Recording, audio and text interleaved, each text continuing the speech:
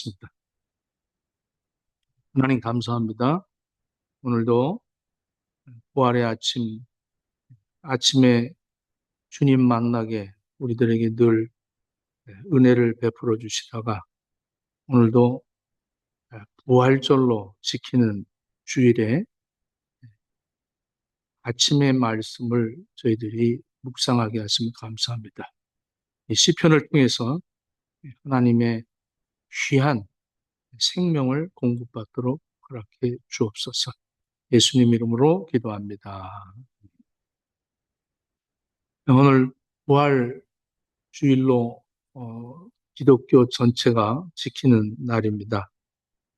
그러나 우리 행복의 교회는 시편을 계속 지금 은혜를 나누고 있고 오늘 3편을 같이 은혜를 나누게 됩니다.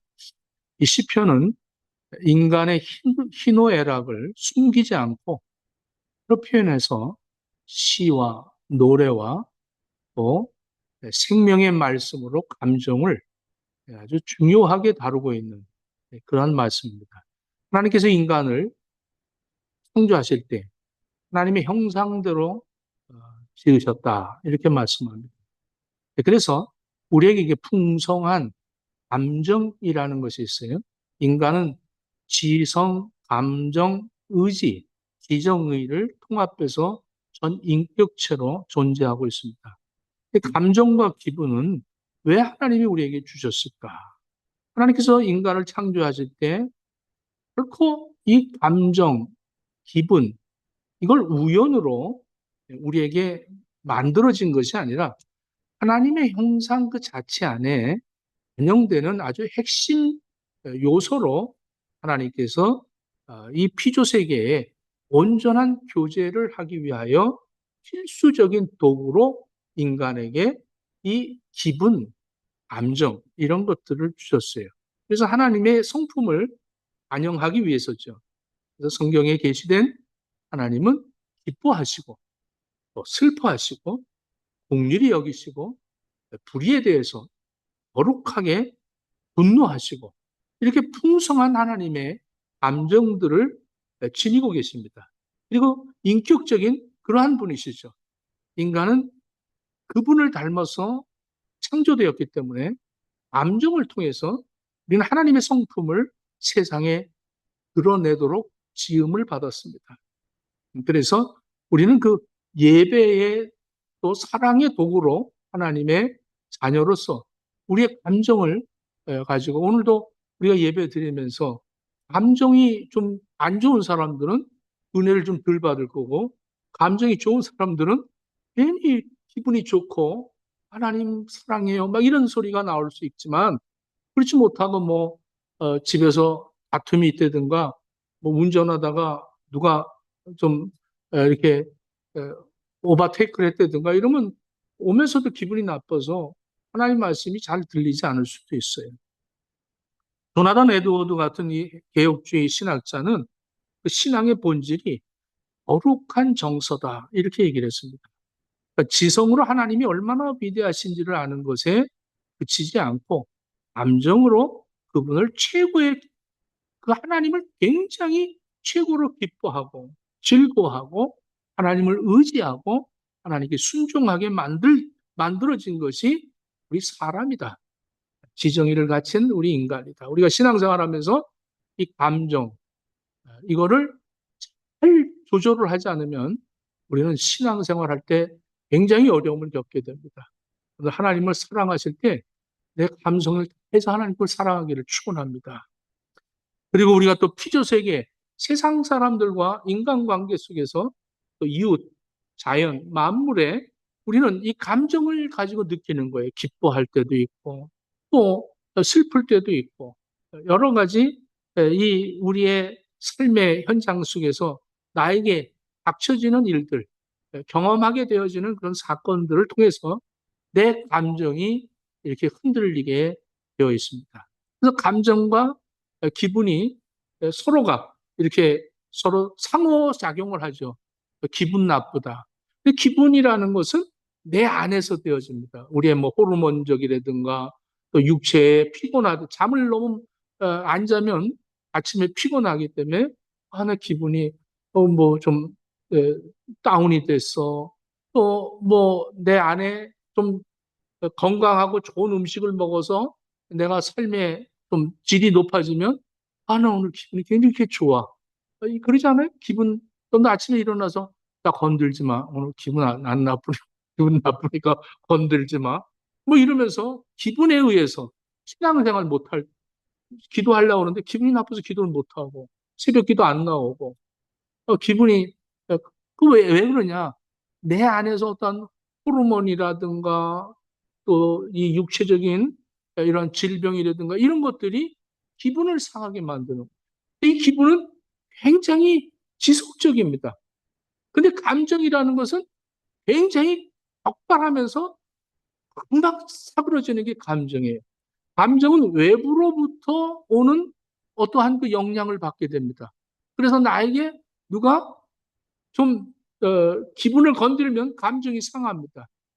누가 나를 욕하면 감정이 탁 상하죠. 그래서 감정이 딱 상하면 화가 나는 거예요. 그래서 감정이 나면 외부로 표현이 되게 되어 있습니다. 기분이 나빠도 외부로 표현이 되잖아요. 근데 좀 슬픈 감정을 갖고 있는데 얼굴이 예쁠 수 있겠어요? 내 가족의 어려움을 겪고 있는 그런 사건이 나에게 있을 때 내가 어떻게 그 감정이 정말 기뻐서 하나님을 사랑하고 이웃을 사랑하고 이렇게 할 수 있겠습니까? 이런 감정들, 또 우리의 이 기분, 이런 것들이 하나님 앞에 창조되어졌을 때는 하나님과 같이 그 자연 만물을 보면서 기분도 좋고 감정도 하나님을 너무 사랑하고 이런 삶을 에덴 동산에서 살던 그 삶이 사탄의 유혹에 빠져서 선악과를 따먹고 하나님에게 불순종하고 난 타락한 이후에 우리의 기분과 감정은 타락된 거예요. 우리 인간은 완전히 전적으로 부패됐기 때문에 선한 것은 하나도 없습니다.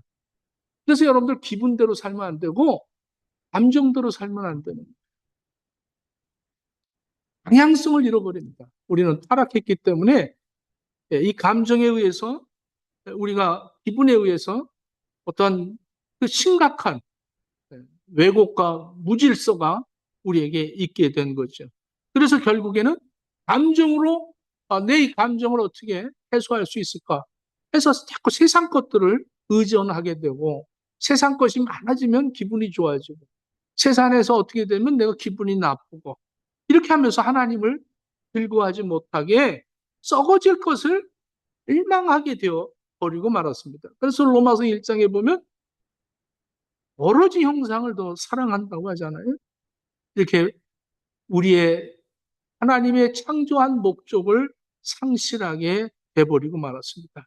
그뿐만 아니라 통제력도 상실하고 이 파괴적인 감정으로 지배를 받게 됩니다. 그래서 타락 이전에는 거룩한 목적을 가졌기 때문에 우리가 감정을 가지고 굉장히 노래도 부르고 할렐루야 하고 하나님을 찬양하고 감사도 하고 하나님과 아버지하고 이렇게 교류를 했는데 타락하고 난부터 우리는 감정을 이 세계적인 지배를 받게 됩니다. 그래서 자꾸 폭군이 되는 거죠. 분노를 조절하지 못하죠. 그래서 ADHD 같은 이런 환자들이 생기는 게 분노 조절 능력을 갖지 못하는 거예요. 그래서 막 분하면 막 자꾸 막 그냥 막 난폭 운전하고 막 쌍욕을 하고 뭐 분노가 일어나니까 이게 타락한 인간의 감정인 거예요. 그래서 교만하게 되고 시기가 생기고 질투가 생기고 이런 감정들이 생겨나는 거예요. 결국에는 이 타락한 결과 인간의 육체도 질병을 갖게 되고 죽음이라는 저주 아래 있게 된 겁니다. 여러분들 기분의 늪에 끌려 들어가면 안 됩니다. 여러분들 감정에 의해서 사로잡혀서 살면 안 됩니다. 그래서 성경에서 이 시편은 하나님이 우리를 어떻게 대하고 계시는가를 이 시편 150편이에요. 여기에 사람들이 많이 등장합니다. 이 사람들의 감정이 분노가 돼 있어요. 조금 더 숨기지 않고 기분 나쁘면 기분 나쁘고 저 사람들 좀 저 사람들 없어졌으면 좋겠어요. 뭐 이런 얘기도 하고 그런 자기 감정들을 다 아주 어떤 필터하지 않고 그대로 표현을 합니다. 그러다가 한참 하다가 다시 이제 감정이 바뀌기 시작하죠. 그래서 하나님 감사합니다 이러면서 바뀌기 시작을 해요. 좀 놀랍잖아요. 이런 것들을 통해서 우리는 이 시편의 시와 노래와 인간들의 그 관계성에서 그들이 어떤 지혜를 가지고 이렇게 살았는가는 말씀을 통해서 회복되어진다는 사실입니다. 하나님이 우주 만물을 창조하실 때 말씀으로 창조하셨기 때문에 그 말씀이 또 인간의 육신을 입고 예수 그리스도가 오셔서 우리 가운데 거하시고 오늘도 살아계신 우리 예수님은 말씀을 가지고 우리 가운데 거하시고 말씀이 육신이 되어서 우리가 그 말씀이 육신이 되어 예수 그리스도의 그 삶이 되어진다는 사실. 그 말씀으로 우리가 회복되어지는 겁니다. 할렐루야. 말씀으로 구원받은 거예요. 말씀으로 창조되었고 우리 예수님은 말씀으로 다시 오셔서 말씀을 놓고 심판하십니다. 다른 걸로 감정으로 심판하지 않아요.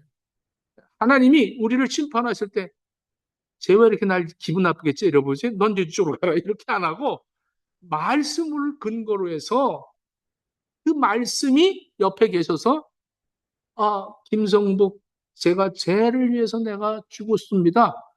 이렇게 옆에서 변호해 주므로 그러냐? 통과. 이렇게 되는 거죠.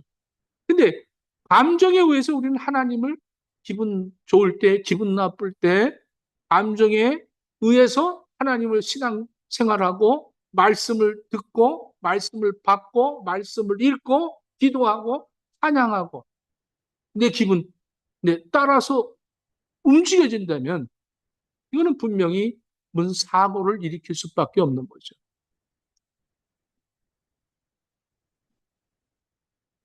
감정은 기쁨, 슬픔, 분노, 두려움, 허무, 놀램 여러 가지가 있겠죠. 이 모든 이 감정들은 아주 우리 인간들에게 필수적인 거예요. 아주 기본적으로 생존의 알람입니다. 생존의 알람. 그래서 우리가 두려움이 있을 때 도망을 가게 돼요. 이 감정이 두려워지면 도망치게 됩니다. 근데 똑같은 감정인데도 여러분들 이렇게 롤러코스터 같은 거 뭐 이런 청룡열차 지금은 청룡열차 없겠지만 그런 걸 탈 때 내가 이거 감정이 이거 재밌겠다 이런 사람들은 그걸 즐겁게 찹니다.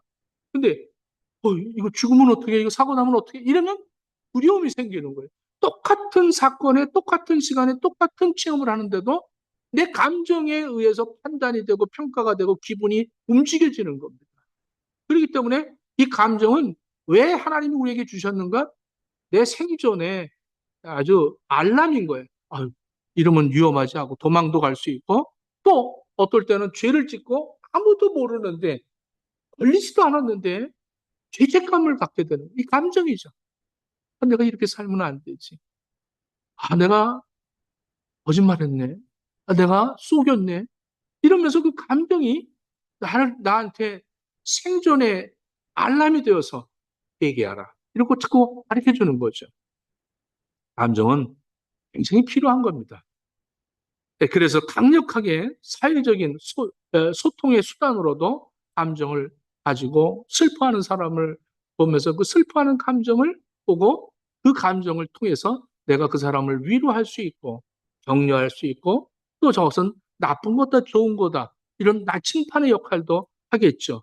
그러나 타락한 인간은 감정이 불안정하기 때문에 내가 결정하고 내가 판단해서 쓰러지고 시험에 드는 거예요. 어떤 사람들은 난 촉이 좋다. 그 촉 믿다 큰일 난 사람들이 한둘이 아닙니다. 그래서 우리는 다시 하나님의 말씀으로 돌아가야 된다는 사실입니다. 할렐루야. 여러분들, 이 하나님의 말씀은 영원 불변합니다. 이사야서 40장 8절에 풀은 마르고 꽃은 시드나 우리 하나님의 말씀은 영원히 서리라 말씀하셨습니다. 그러므로 하나님의 말씀은 영적 분별력이 있어요. 그래서 히브리서 4장 12절에 하나님의 말씀은 살아있고 활력이 있어 혼과 영과 관절과 골수를 찔러 쪼개며 마음의 생각과 뜻을 판단하시니라 이렇게 말합니다. 그런 불완전한 내면에 그렇게 진단할 수 있는 유일한 도구가 말씀인 거예요. 감정이 아닌 말씀으로 판단하는 우리 행거 식구들 되어지기를 축원합니다. 인간은 기분과 감정을 느끼는 존재로 창조되었지만 타락한 이후로 감정은 오염되었고 우리의 그 기분은 완전히 아주 상실돼 버리고 말았습니다. 그래서 하나님의 말씀이 우리에게 거울로 비춰주고 말씀을 들려주고 말씀으로 회복시켜 주는 것입니다. 오늘 이 시편에서 시편 기자들은 자기들이 겪는 감정적인 문제들을 하나님 앞에 여과 없이 쏟아냅니다. 그래서 시편이 제시되는 이 성경은 바로 감정을 해결하는 보물상자다. 제가 이번에 시편 강해를 하면서 제목을 페이지를 그렇게 적었어요. 감정을 조절하는 보물상자를 열다. 이렇게 제목을 붙였습니다. 이게 또 책으로 나올는지 모르니까.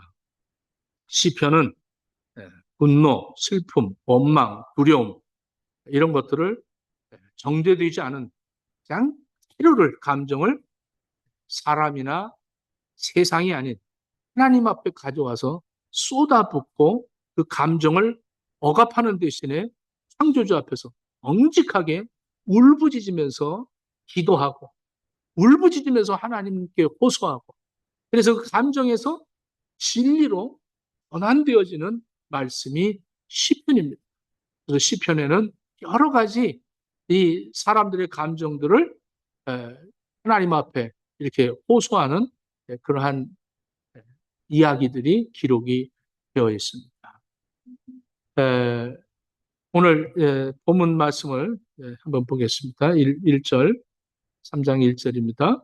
여호와여 나의 대적이 어찌 그리 많은지요. 일어나 나를 치는 자가 많습니다. 우리가 1편, 2편에서 전체적으로 제시한 것이 말씀이죠. 복 있는 사람은 악인의 꾀, 죄인의 길에 또 오만한 자리에 앉지 않고 여호와의 율법을 즐거워하여 묵상하는 자다. 복 있는 사람은 말씀을 묵상하는 사람이다. 2절에서는 하나님을 의지하는 자가 복이 있다. 세상의 모든 통제하는 것이 하나님의 통제 속에 있는 것이 사람에게 있는 것이 아니다. 그래서 사람을 의지하지 말고 하나님을 의지하는 자가 복이 있다. 이제 3절에 와서는 이 다윗이 아주 탄원을 개인적인 탄원을 하는 시를 여기에 기록하고 있어요. 이 다윗이 자기 아들 압살롬을 피할 때에 지은 시라고 되어 있습니다. 이것은 사무엘하 15장의 배경을 갖고 있죠. 그래서 가장 사랑하는 아들 이 압살롬에게 배신을 당하고 또 자기 신하들이 그렇게 충신들이 배신을 하고 이제 백성들에게서 쫓겨날 때 이 다윗이 왕이었는데 아들에게 이렇게 쿠데타를 당해서 맨발로 도망을 쳐서 나왔어요. 그 다윗이 얼마나 인생 바닥으로 지금 내려간 거죠. 철저하게 절망 속에서 불려지는 그런 노래입니다. 그래서 시편 사무엘하 15장 30절을 보면 왕의 눈물과 십자가의 그림자로 이렇게 표현이 되어져 있습니다. 그래서 사무엘하 15장 30절에 보면 다윗이 감람산 길로 올라갈 때에 그의 머리를 가리고 맨발로 울며 가고 그와 함께 가는 모든 백성도 각각 자기 머리를 가리고 울며 올라가니라 이렇게 말합니다. 참 이스라엘의 참 위대한 왕이죠. 아주 하나님이 이 다윗의 혈통을 이어서 메시아가 오게 하는데 가장 비참하고 굴욕적인 그 순간을 생생하게 묘사하고 있습니다. 감람산을 올라갈 때에 예루살렘 동쪽에 위치하고 있죠. 감람산은 올리브산인데 기드온 시내를 건너서 광야로 도망가기 위해서는 반드시 그 시냇가를 건너기 위해서는 이 감람산을 오르는데 오르막길입니다. 오르막길이기 때문에 괜히 숨이 무척 차겠죠. 오랜 길입니다. 이것을 예수 그리스도께서도 십자가를 지기 전에 감람산에 올라가서 기도하시면서 땀방울이 핏방울이 되도록 온해하며 기도하셨던 그런 장소이기도 합니다. 이렇게 다윗이 예수 그리스도의 십자가로 이 그림자로 예수 그리스도의 그 고난을 자기도 지금 구약에서 겪고 있는 거죠. 이것을 기록한 목적이 뭐냐? 예수 그리스도, 실체 예수 그리스도를 그림자로 우리에게 보여주는 말씀이기 때문에 그렇습니다. 다윗이 이 징계를 원망 없이 수용하고 있습니다. 많은 사람이 나를 대적하여 말하기를 그는 하나님께 구원을 받지 못한다 하나이다. 참 구원을 받지 못한다. 구원을 받지 못한다. 예수님도 그랬어요. 십자가에서 못 박힐 때 네가 하나님의 아들이냐? 그러면 하나님한테 좀 더 구원해달라고 얘기하지 그러냐? 하나님 어찌하여 나를 버리시나이까? 우리 예수님도 하나님에게 침묵으로 버림을 받았어요. 지금 다윗이 그 얘기하는 거예요. 모든 사람이 나를 하나님께 구원받지 못한다 하나이다. 이렇게 얘기하는 거죠. 참 거의 이렇게 실체와 그림자가 조화를 이루고 있는 그런 말씀이기도 합니다. 그래서 아버지 뜻대로 하옵소서. 아버지 손에 부탁합니다. 우리 예수님께서 말씀하셨죠. 지금 이렇게 다윗도 지금 압살롬에게 도망을 가면서 이런 고백을 하는 거예요. 하나님은. 근데 뭐 이런 고백이 예수님이 하실 줄 알았겠어? 그때 당시 자기 감정을 그대로 표현하고 있는 거죠. 3절 말씀 보겠습니다. 3절 여호와여 주는 나의 방패시요 나의 영광이시요 나의 머리를 드시는 자니이다. 여호와여 저 사람들이 한번 뭐라 그래도 주는 나의 방패입니다.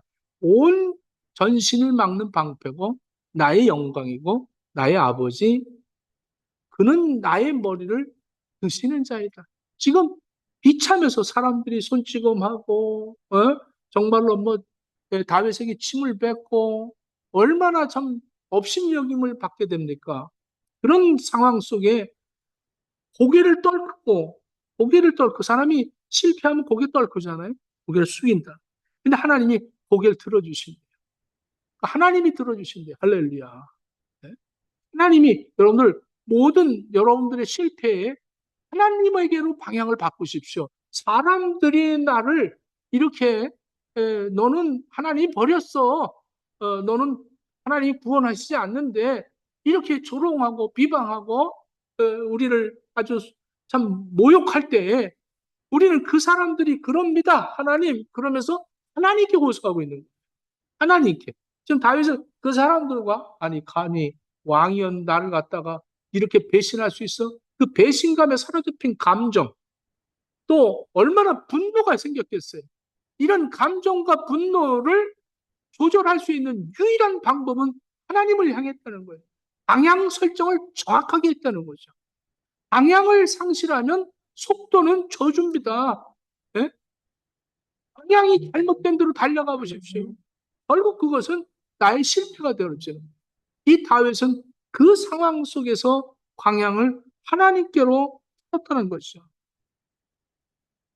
어찌 그리 많은지요? 어찌 그리 많은지요? 하나님께 구원을 받지 못한다고 합니다. 근데 여기서 주목해야 할 것이 처음 나와요. 셀라가. 이 셀라는 우리가 읽질 않잖아요. 이 셀라라는 건 뭐냐면 우리나라의 어떠한 이런 풍악을 보면 이렇게 얼쑥 하는 게 있어요. 하면서 당구를 치듯이 멈춤입니다. 멈춤. 멈춤, 좀 느리게, 또 천천히. 이런 뜻을 갖고 있어요. 셀라가. 또 우리가 이걸 읽을 때 셀라 하는 거는 이건 읽으면 안 돼. 근데 어떤 교회 집회 가서 보니까 뭐 이렇게 했다 셀라 이러더라고. 그래서 이거 가르쳐 주고 왔는데 셀라는 읽는 게 아닙니다. 멈춤. 지금 다윗이 이런 극한 상황에서 왜 이렇게 셀라 멈추고 천천히. 여러분들 감정이 유발할 때는요. 일단 정지 상태로 있어야 돼요. 그리고 천천히 정리를 해야 됩니다. 그렇지 않으면 승리를 치르게 되는 거예요. 그래서 부부싸움 할 때도 감정이 좀 기분이 나빠지면 셀라가 생각나요. 사라가 생각나면 안 되고 셀라가 생각나요. 멈추자. 말하는 것도 멈추고 저 사람 보는 눈도 멈추고 시선을 주께로 돌리자. 이렇게 되어져. 즉 다윗이 지금 그런 거죠. 음. 나의 방패, 나의 영광. 방향을 돌리고 나니까 다윗이 하나님을 신뢰하는 고백이 됩니다. 이제 원망, 불평, 그 감정에 대립하지 않고 하나님을 향하고 나니까 하나님 앞에 고백이 되어지는 거예요. 하나님은 나의 방패시요. 하나님 나의 방패십니다.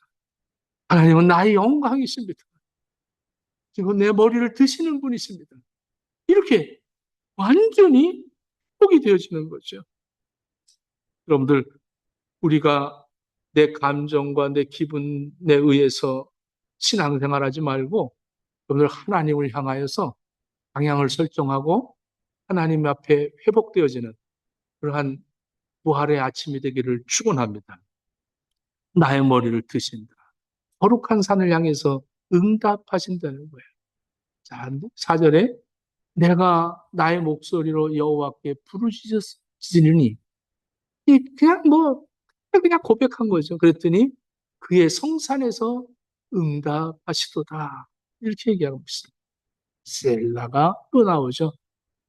천천히 기분과 감정을 이제 두렵고 떨림, 죽음 앞에서 불안해했던 상태, 그런 상태에서 쉼과 기다림을 통해서 시선을 돌리고 나니까 평안이 찾아왔어요. 그래서 5절에 이렇게 얘기합니다. 자, 5절 말씀,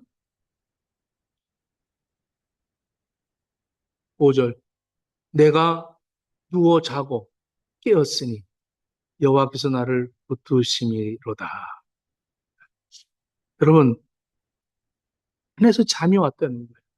도망치고 그 맨발로 울면서 그렇게 머리 숙이고 도망쳐 산을, 감난산을 넘어 그 피해가는 그 광야로 도망친 그 다윗이 잠을 편하게 잤대.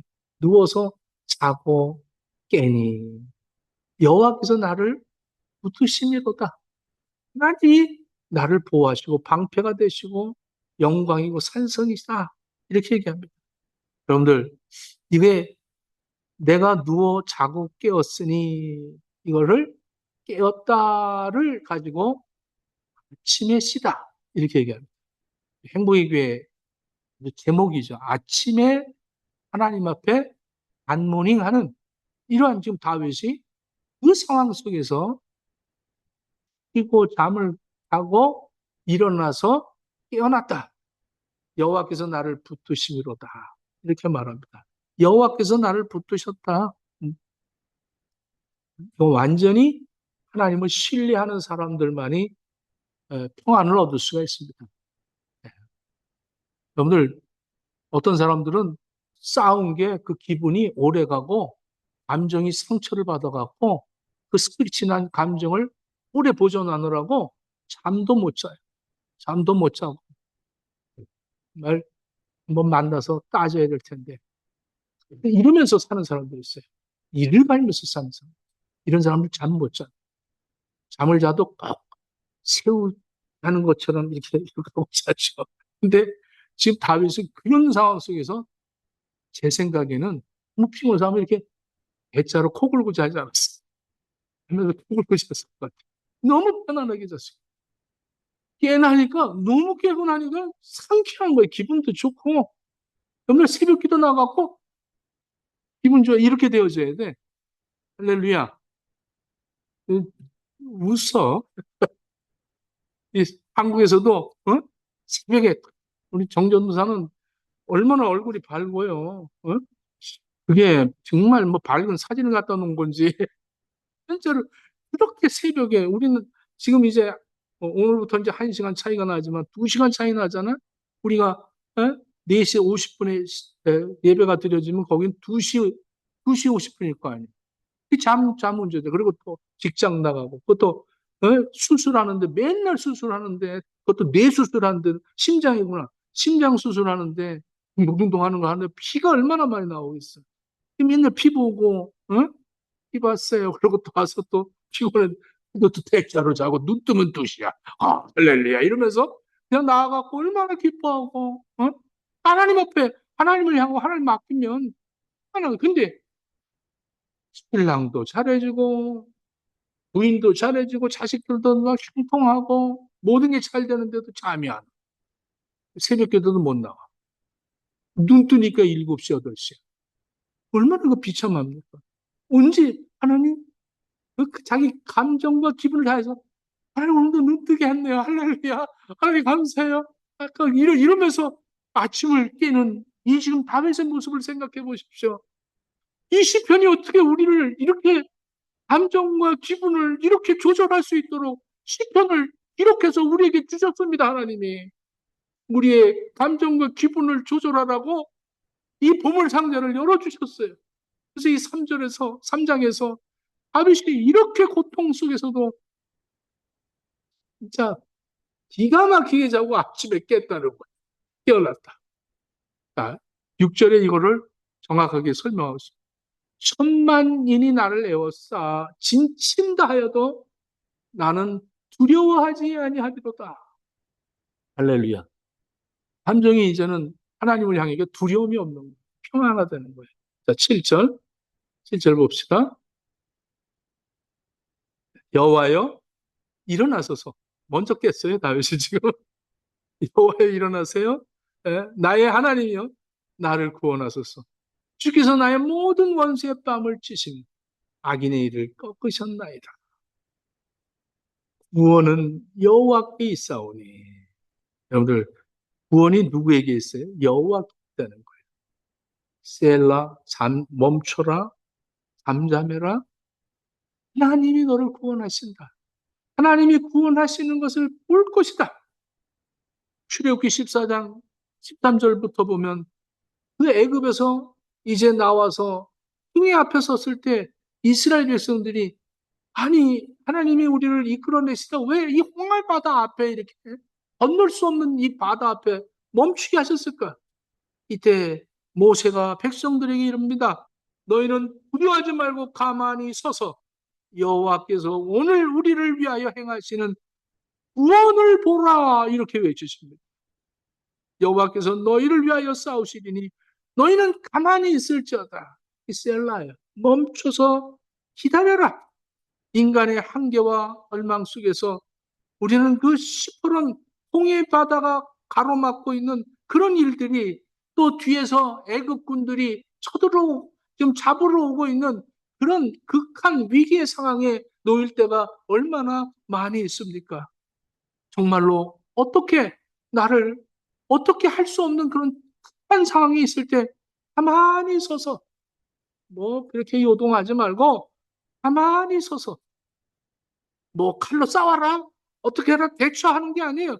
헤엄쳐서 건너가면 되잖아. 긍정의 힘, 뭐 yes I can 이러면서 그게 아니라 뭐라 그래? 가만히 서서 하나님이 너에게 하시는 일을 보아라 이렇게 얘기하는 거예요. 구원은 나의 행위나 노력으로 되어지지 않습니다. 나의 부족함을 보태는 것이 아닙니다. 하나님의 전적인 은혜로 구원받는 겁니다. 요나서 2장 9절에도 이렇게 얘기해요. 나는 감사하는 목소리로 주께 제사를 드리며 나의 소원을 주께 갚겠나이다. 구원은 여호와께 속하였나이다. 여러분 요나가 니느웨로 가라 그랬더니 니느웨 갔다간 죽을 것 같으니까 다시스로 내가 내 노력으로 내 잔꾀로 내가 계획해서 다시스로 가는 배를 탔어요. 나는 나를 구원할 수 있다. 누가 나를 구원해 줄까? 그 자기 구원을 위해서 다시스로 가다가 풍랑을 일고 제비를 뽑아서 배 밑창에서 잠자고 있던 요나가 대비해서 강천이 돼갖고 요나 너 나와. 그래서 나와갖고 바다에 빠뜨리고 물고기 뱃속에 들어갔을 때 이 요나가 거기서 깨닫잖아요. 구원은 여호와께 있구나. 내가 노력해서 되는 게 아니구나. 네. 여러분 이렇게 멈춰서 물고기 뱃속이 멈추라고 하는 거고 어려움 당할 때 하나님이 멈추라고 그러는구나. 내가 하나님하고 너무 멀리 왔구나. 하나님하고 너무 내가 내 감정, 기분에 의해서 하나님을 사랑하고, 하나님을 기뻐하고, 하나님 앞에 찬양하고, 하나님께 예배드리고, 하나님의 말씀을 듣고, 그 말씀을 순종하면서 그 삶의 현장 속에서, 그 순종 속에서 나타나는 그 열매를, 그 무르익는 그 모습들을 보면서 살아가야 할 내가 너무 하나님과 멀어지고 세상을 의존하고, 그리고 내 기분대로, 내 감정대로 살아왔던 나, 이것을 셀라, 멈춰라. 멈추고 하나님이 너를 구원하실 것이다. 이것을 오늘 다윗이 우리에게 가르쳐 주는 이 메시지입니다. 구원은 여호와께 있다. 주의 복을 주의 백성에게 내리소서. 이렇게 말씀하고 있습니다.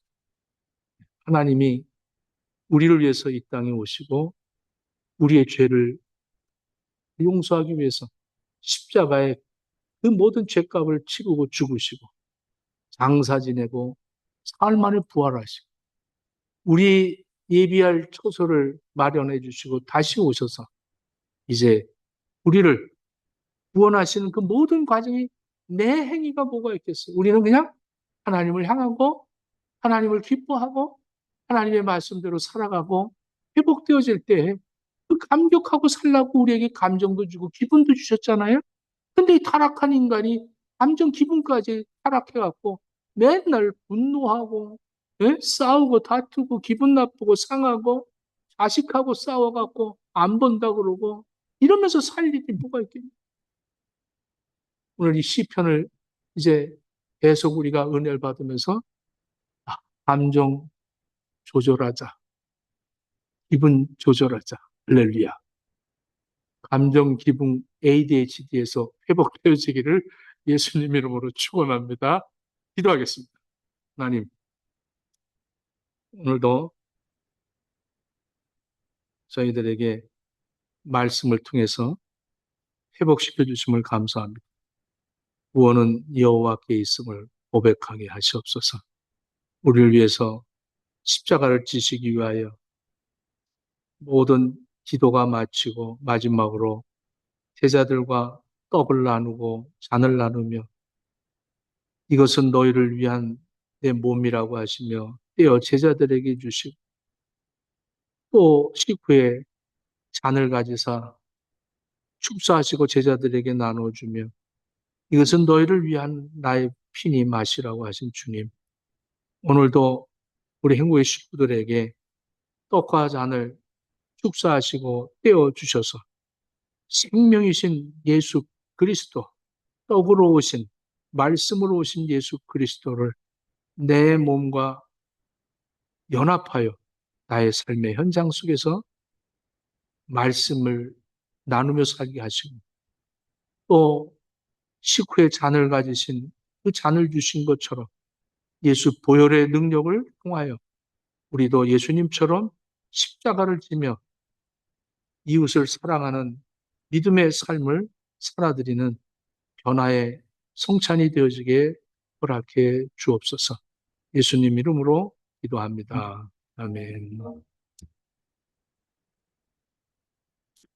네, 한 사람씩 나와서 떡과 잔을 나누도록 하겠습니다.